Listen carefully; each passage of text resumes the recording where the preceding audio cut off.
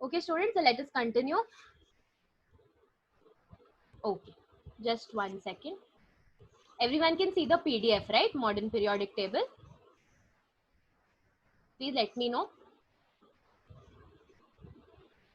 Yes, ma'am.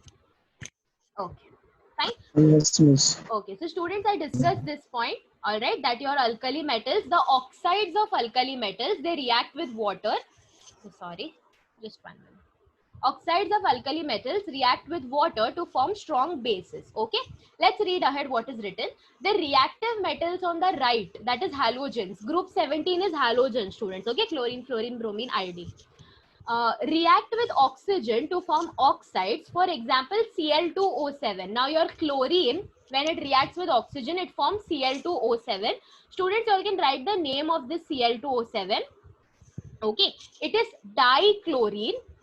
All right, dichlorine, Di, okay, dichlorine heptoxide.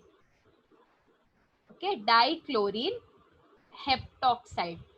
Hept because there are 7 oxygen atoms, di because there are 2 chlorine atoms. Okay, so dichlorine heptoxide is the name of this oxide that is formed because of chlorine. Okay, which on reaction with water forms strong acids.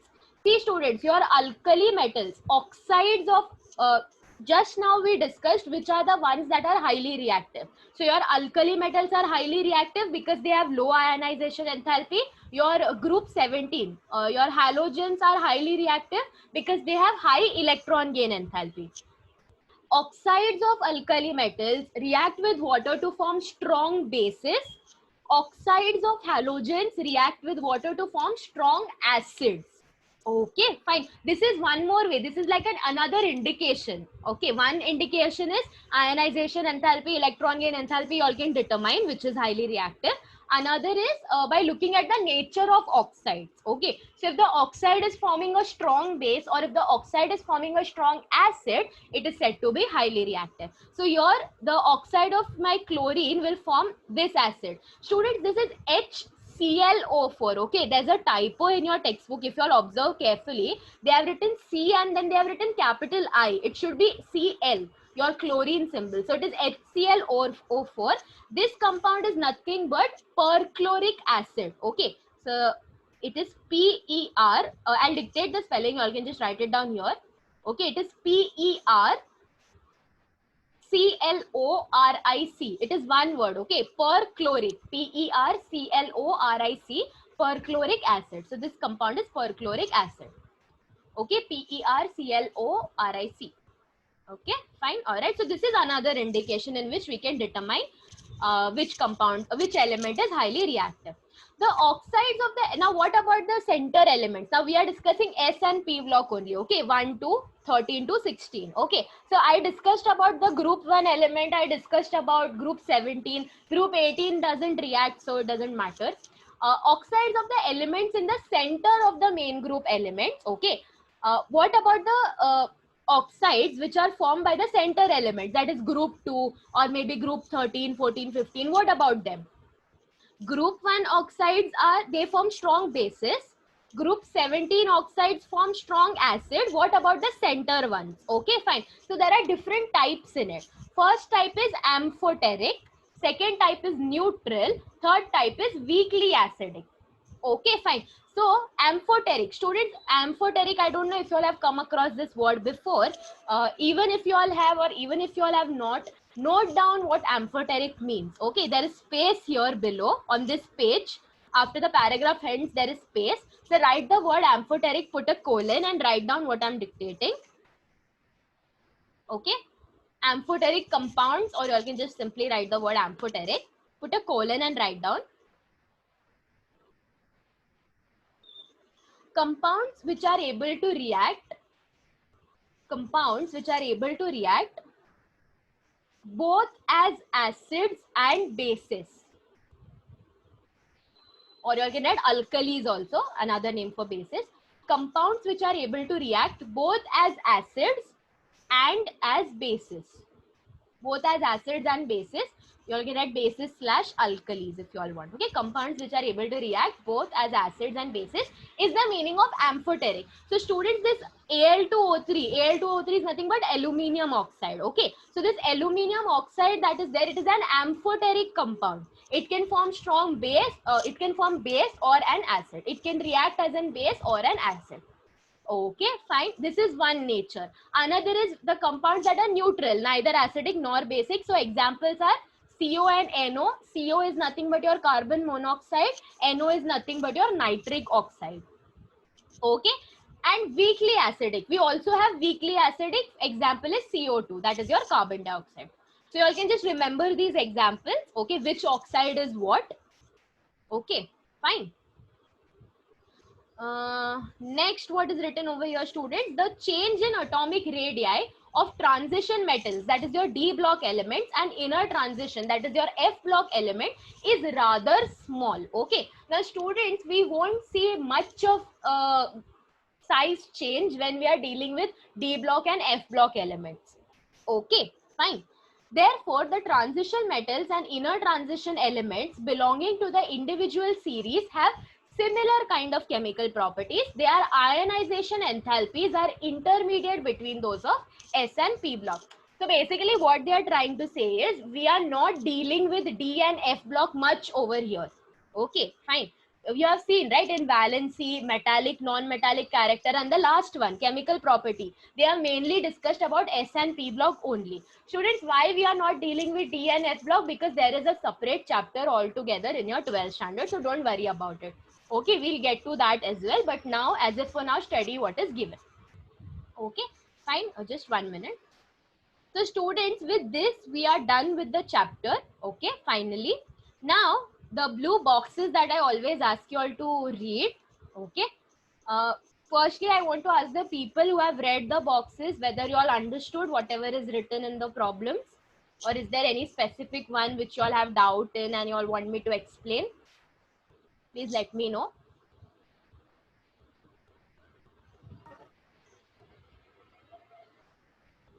Or if you all have understood whatever you all read, you all understood.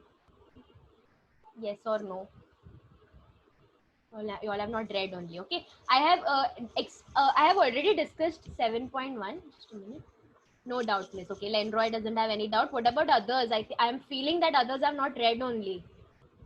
Okay, students, I've discussed 7.1, 7.2 and also 7.3 as well. When the lectures were going on, when I was in that particular topic, I have discussed the problems. So not this thing.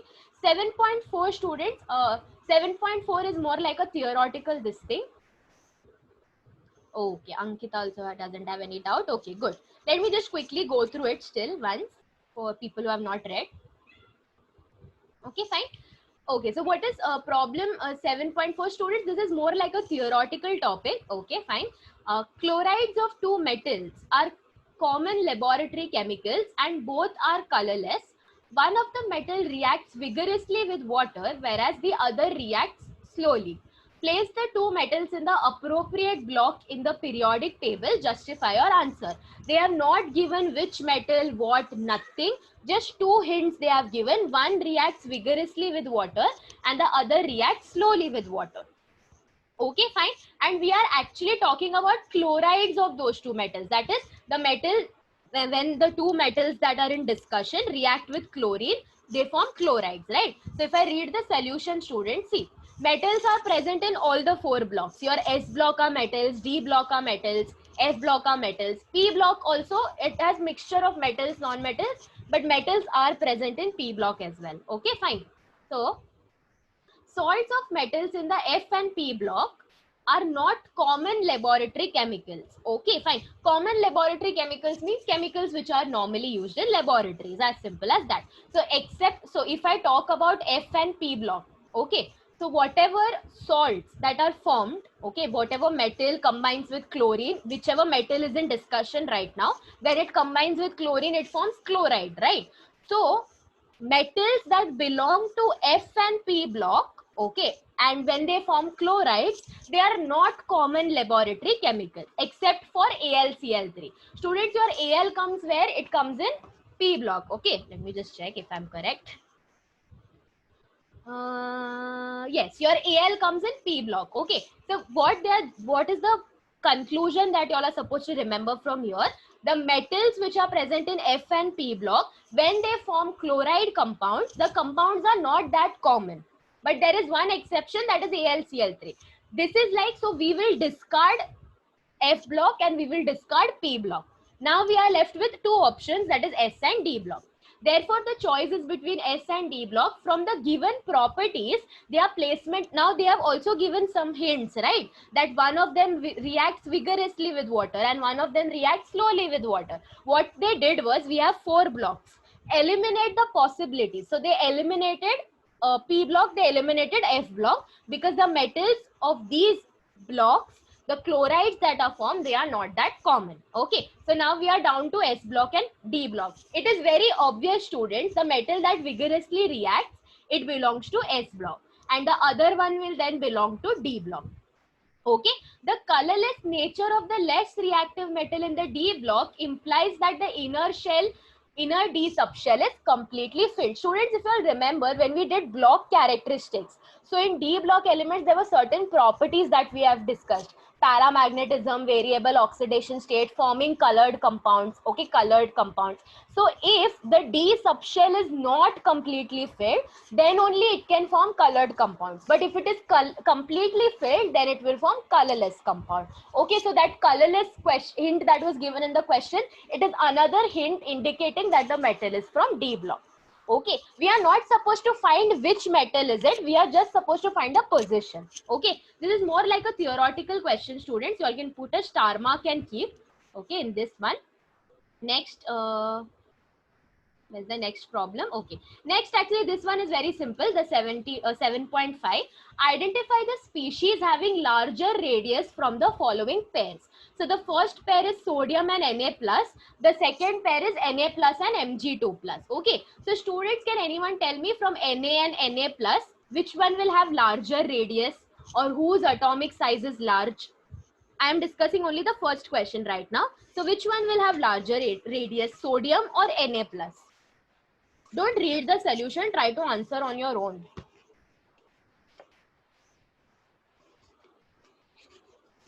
Yes, you all understood what I'm asking. Which one will be larger? Okay, you all are sending in chat. Okay, one person has sent. What about others?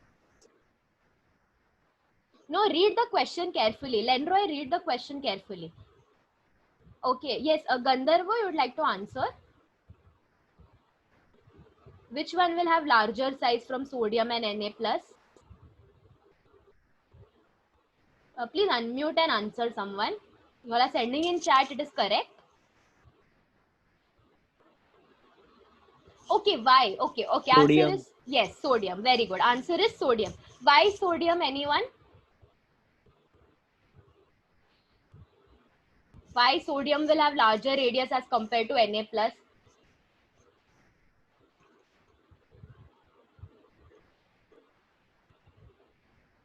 Yes, students, anyone? Please try to unmute. Sodium has, Yes. sodium has 3 shells and Na plus has 2 shells. Okay. Yeah, because of that, what is happening? That is what is written in the solution. Okay, see students, Na and Na plus, okay. Na has 11 electrons, Na plus has 10 electrons. Yes or no? Okay, because I have removed 1 electron. But the nuclear charge is same on both of them.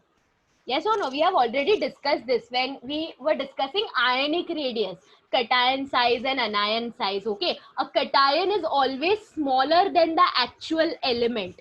Why, students? One reason is obvious. Okay, see, 11 sodium has 11 electrons, so the last one is 3s1. When I remove that, 1/3 shell is completely gone, right? That is the reason written in your textbook. But if I ask you in-depth reason, what is another reason? When I compare a metal, when I compare an element and its cation has less electrons, low shielding effect. That is why effective nuclear charge is more on a cation as compared to the original atom. And when effective nuclear charge is more, electron pull is more, the size is going to be automatically small. Shell is less, that is one reason, student. But now you all know the actual concept behind it. So if you'll include that in the answer, well and good. In your textbook, they have just simply written that Na plus occupies 2 shell, Na occupies 3 shell. That is a correct reason, okay? It is not wrong. It is not incorrect. All right. Now, if I compare Na plus and Mg2 plus, okay, students, your Na plus and Mg2 plus are isoelectronic species. I hope you all remember isoelectronic species, same number of electrons. Okay, fine. So see, Na was 11. Okay, Na is 11, Mg is 12. Okay, when I remove one electron from Na, it becomes Na plus. When I remove two electrons from Mg, it becomes Mg2 plus. But both of them now have 10 electrons. So that is the reason they are isoelectronic species. But obviously, whose charge is large? Okay, whose size will be larger? Okay, fine. Is it written over here? Mg2 plus has a larger nuclear charge than Na plus. Therefore, Na plus will have a larger radius. Wait, I think so something is, yeah, Na plus will have larger radius. Correct, correct. See students, Na plus and Mg2 plus, both of them have 10 electrons. But which one has larger nuclear charge? Obviously Mg, right? Because its atomic number is 12 and sodium's atomic number is 11. If Mg has larger nuclear charge, meaning its size is going to be small. Okay, when I compare Na plus and Mg2 plus, both of them have 10 electrons. Na has 11 as nuclear charge and Mg2 plus has 12 as nuclear charge. More the nuclear charge, more is the pull on the electron, smaller is the size. So out of these two, which one will have larger size? Obviously Na plus. Okay, I hope you all understood. Please let me know if you all understood this problem, 7.5. Yes, ma'am. Yes, miss. Yes. Yes, yes. Okay, fine. Let us quickly discuss 7.6. The first ionization enthalpy of silicon, phosphorus, and chlorine are 780. They have given us values respectively. Predict whether the first ionization enthalpy of sulfur will be closer. Okay. Now see students, again for this, you all should know the positions of silicon, phosphorus, and chlorine. They are across a period. Okay, it is like this. Okay, first comes silicon, then phosphorus, then sulfur and chlorine. So here see, they have not mentioned it. For that, you all should know the periodic table. Okay, fine. What comes where? Okay, fine. They have not even given us the atomic number. If they have given us the atomic number, then at least we can write the configuration and find out, right? So in such scenarios, remembering periodic table becomes very much important. Okay, fine. They have just given us ionization enthalpy. Students, see, this is the placement and they are, all of them are in the third period. So in the solution, you all can see they have written the configuration for all of them. For silicon, phosphorus, sulfur and chlorine. Okay, they have written the configuration 3s2 3p2, we go till 3s2 3p5. Okay, and they have given first ionization enthalpy. Students, what happens across the period? Across the period, ionization enthalpy increases because effective nuclear charge increases. So normally what will be our tendency that, okay, silicon has 780, phosphor has 160. Okay, so sulfur should have more than 1060. Sulfur should be this much. They have given two options. Decide whether it is 1000 or 1200. So according to normal trend, we will think that, okay, sulfur's this thing, ionization enthalpy is 1200. But that is incorrect, students. You all remember there were some irregularities, some exceptions in the ionization enthalpy. So this is that exception scenario. Why, students? Because if you all see, okay, what is the configuration of sulfur? It is 3s2 3p4, and what is the configuration of phosphorus? It is 3s2 3p3. Okay, so which one is half filled over here? The phosphorus one is half filled, 3p3, right? Half filled and full filled have more stability, so they require higher ionization enthalpy. You all remember we discussed boron, beryllium, nitrogen, oxygen pair, and in nitrogen, oxygen, the similar situation was there. Again, the same situation is happening between phosphorus and sulfur.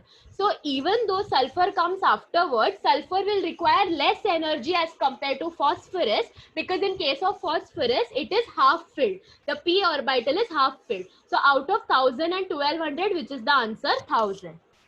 Okay, this is how you are supposed to analyze the question. This might come in MCQ as well, and you all will directly click 1200. Okay, across the period it is increasing 1200. No, there are some irregularities as well. You all should keep that in mind.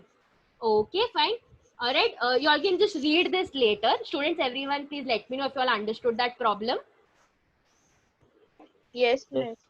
Yes, miss. Okay, fine. Yes, miss. Okay, I'm not sure if I'll be able to discuss all of them. Okay, let me quickly discuss the last one. Students, the 7.7 is quite easy. Okay, see, identify the element which has more negative value of electron gain enthalpy from the following pairs. Okay, which one is more negative electron gain enthalpy? So you all have to remember the trend, what happens across the period, what happens down the group. You all have to see the question. First, I have chlorine, bromine. So chlorine, bromine, they come in the same group, but bromine comes afterwards. Okay, so you all have to write the trend of what happens down the group. If I talk about fluorine and oxygen, okay, so fluorine and oxygen, they come in the same period, okay, and fluorine comes after oxygen. So you all have to write the trend of what happens across the period. That's it, okay. In detail, they have explained. So read it carefully. You all will understand if you all have understood electron gain enthalpy.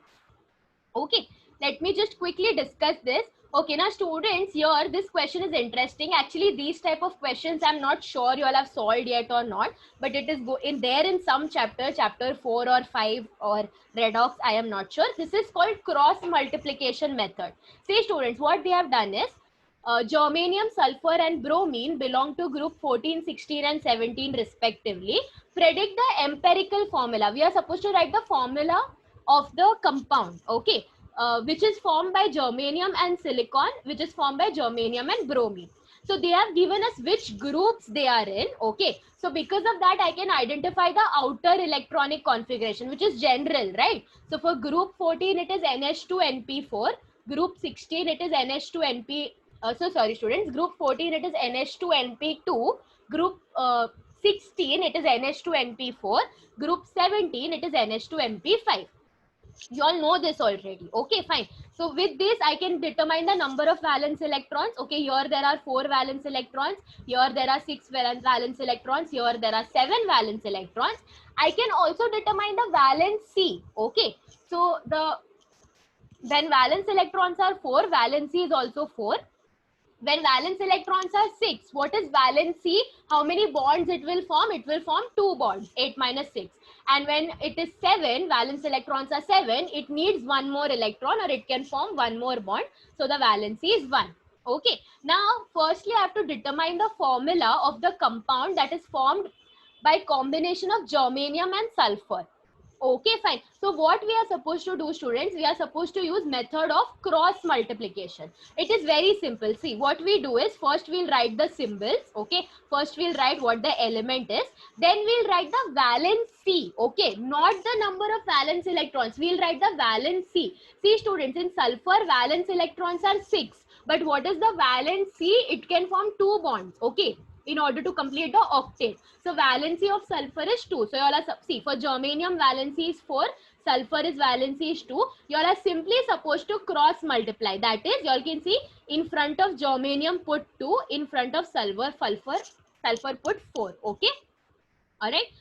That is, this value will go here, this value will go here, as simple as that. So this is the empirical formula for the compound that is formed by combination of germanium and sulfur. Next option is germanium and bromine. So germanium valency is 4, bromine valency is 1. Okay, so if I cross multiply, so give 1 to germanium, so it is going to be Ge. Give 4 to bromine, it is going to be Br4. Okay, so this is how you all can determine the empirical formula.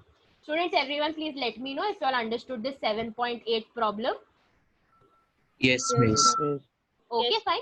Yes. The last one, 7.9. Okay, you all can just star mark this 7.8 and the last one also, 7.9. Just star mark it and keep. Okay, quickly let us discuss this. Okay, write the chemical equations for reactions, if any, of sodium oxide and aluminium oxide with HCl, that is hydrochloric acid, which is an acid, and NaOH, sodium hydroxide, which is a base. Correlate this with the position of Na and Al in the periodic table. We all know that sodium is in S block, aluminium is in P block. Okay, fine. And infer whether the oxides are basic, acidic or amphoteric. Students, I know that in the discussion while we were studying, we discussed that Al2O3 is amphoteric. You all can simply write the final answer. That is there. But they have asked us other things also in the question. Okay. So first let me take sodium oxide. We have to react it with an acid. We have to react it with a base. Now it is obvious, see, your sodium oxide will react with water to give me strong bases. It is going to give me NaOH. So it won't react with NaOH. Okay, that is a very obvious understanding. When I react sodium oxide with water, I'll get sodium hydroxide. I cannot react sodium oxide because it is a basic oxide. I cannot react it with a base. But I can react it with an acid. Okay, you all can see sodium oxide with HCl. Reaction is very simple, students. See, sodium oxide is a basic oxide. When I react with acid, I get salt and water. And acid and base react to give neutralize to give salt and water. I hope you all know this. And this is 2 has come just because of balancing. Okay, very simple reaction this is. It does not react with a base, so no reaction. So with this, I can conclude that as Na2O reacts with an acid to form salt and water, it is a basic oxide. It reacts with acid, yes. It does not react with base. After reaction with acid, what is formed? We get salt and water. So it is a neutralization reaction. So which automatically makes my sodium oxide a base, a basic oxide. Okay, fine. All right. One more reason is that because this is a reactive metal which is placed on the extreme left of the periodic table. Okay, this we already discussed in the last part, the chemical reactivity part, which I explained today. Let's see the next one, aluminium oxide. Students, see, you all know that aluminium oxide is amphoteric. It acts as both base and acid. So first the reaction they have done with HCl. Students, see, this typo is everywhere. Okay, it is C and small l. By mistakenly they have typed capital I, so that is incorrect. Okay, so aluminium oxide reacts with my acid to give me chloride and water. Okay, fine, that is salt and water. Aluminium chloride is a salt. Okay, and aluminium oxide reacts with my base. Okay, again here's a typo. Here simply a plus sign will come, the normal plus sign that comes between reactants. Okay, I get this compound and water. Okay, fine. All right. So as Al2O3 reacts with an acid as well as a base to form salt and water. Even this, here also I'm getting salt and water. Here also I'm getting salt and water. Both of them are neutralization reactions. So basically, students, when aluminium oxide reacts with an acid, it acts like a base. Okay. And when aluminium oxide reacts with a base, it acts like an acid. That is why we say that aluminium oxide is amphoteric, because it can act both like acid and base. Okay, fine. It is an amphoteric oxide. Al is moderately reactive element lying in the center of the main group elements of the periodic table. Okay, fine. All right. So everyone, please let me know if you all understood this thing, if you all understood the last problem. So with this, we are finally done with the chapter completely. Okay, now what is left is you all have to read. Okay, you all have to read, and if you all have any doubt, you all can text me. Everyone, please let me know if you all understood this. Okay, just quickly note down the name of this compound. Okay, NaAlO2. It is sodium aluminate. Okay, sodium aluminate. AluMinate. Okay, the 8 is indicating that it is a salt. Okay, sodium aluminate is the name of this compound. Okay, NaAlO2. Just go through the reaction, students. All they have done is balancing. That's it. So I think so you all can figure it out. But if you all have doubts, you all can still ask. This is sodium aluminate, and obviously the first one is aluminium chloride. AlCl3 is aluminium chloride. Okay, fine.